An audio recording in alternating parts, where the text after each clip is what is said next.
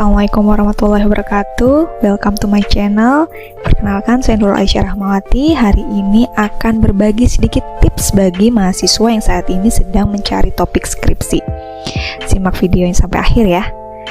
Untuk tips yang pertama, kalian bisa memilih topik dari mata kuliah yang paling kalian pahami. Dengan memilih mata kuliah yang paling dipahami, itu sudah satu langkah lebih maju bagi kalian, sehingga tidak perlu belajar dari nol lagi terkait konsep dari topik yang akan kalian pilih.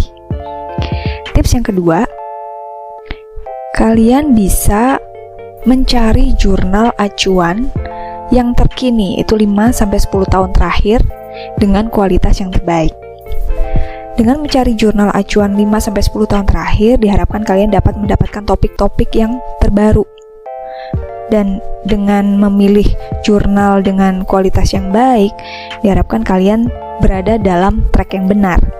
Nah, gimana cara memilih jurnal dengan kualitas yang baik? Kita bisa memanfaatkan indeks jurnal yang ada. Dari jurnal internasional misalnya. Indeks yang biasanya sering dipakai adalah indeks Scopus. Nah, di Scopus sendiri indeksnya ada 4 tingkatan. Ada Q1, Q2, Q3, dan Q4. Di mana yang terbaik adalah yang Q1. Kemudian selain Scopus masih ada lagi indeks jurnal yang menunjukkan kualitas dari jurnal internasional. Yang kedua adalah Clarivate, ya. Kemudian ada juga EBDC. Yang terakhir ada Copernicus. Nah, dengan adanya indeks jurnal tersebut, kalian bisa menentukan jurnalnya yang terbaik, yang itu bisa menjadi acuan dalam menentukan topik penelitian kalian. Selain jurnal internasional, kalian juga bisa menggunakan jurnal nasional.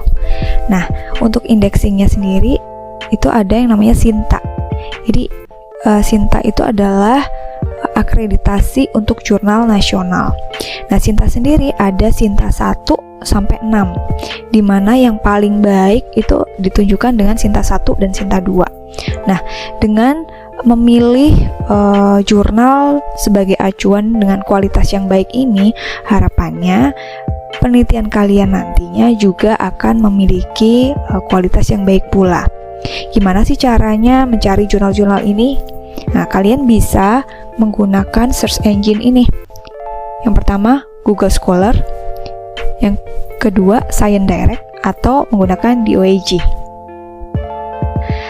Nah, kemudian tips yang ketiga, kalian wajib baca jurnal sebanyak-banyaknya untuk menemukan novelty. Novelty itu ada kebaruan dari suatu penelitian. Meskipun menemukan kebaruan, kalian tidak perlulah bercita-cita untuk menemukan atau menciptakan suatu teori. Kontribusi sekecil apapun itu juga masih dapat digunakan sebagai topik skripsi. Karena ibaratnya penelitian itu kita seperti meletakkan satu batu bata di pondasi bangunan yang sangat besar.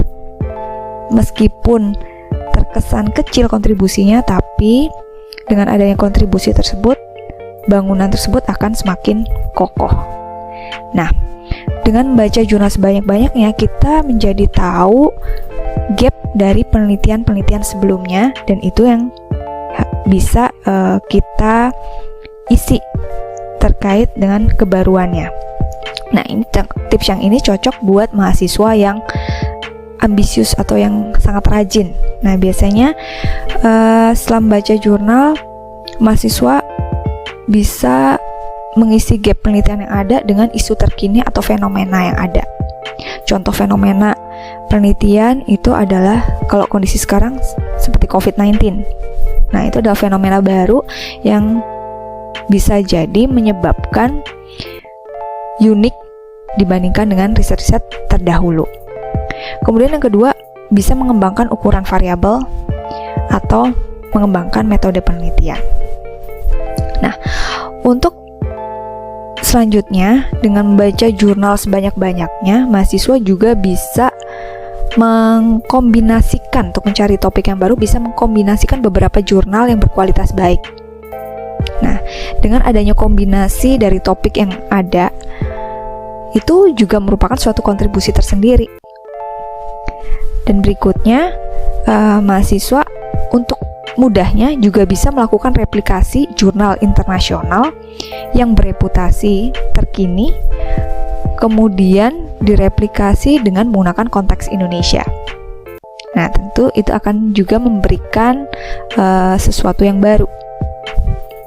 Nah, buat mahasiswa yang mager baca jurnal, ada satu tips buat kalian, yaitu kalian bisa mengikuti saran penelitian pada jurnal acuan. Silakan kalian buka di bagian kesimpulan, di situ ada saran untuk penelitian selanjutnya. Nah, silakan diikuti, dan itu juga menjadi sesuatu yang baru untuk penentuan topik skripsi.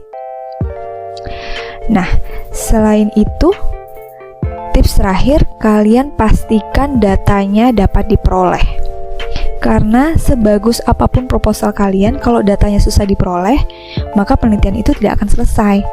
Jadi di awal pastikan datanya dapat diperoleh, karena yang namanya penelitian yang baik itu adalah penelitian yang selesai, bukan proposal yang atau topik yang menarik, tapi penelitian yang selesai. Jadi itu adalah 4 tips dari saya untuk menentukan bagaimana cara memilih topik skripsi buat kalian.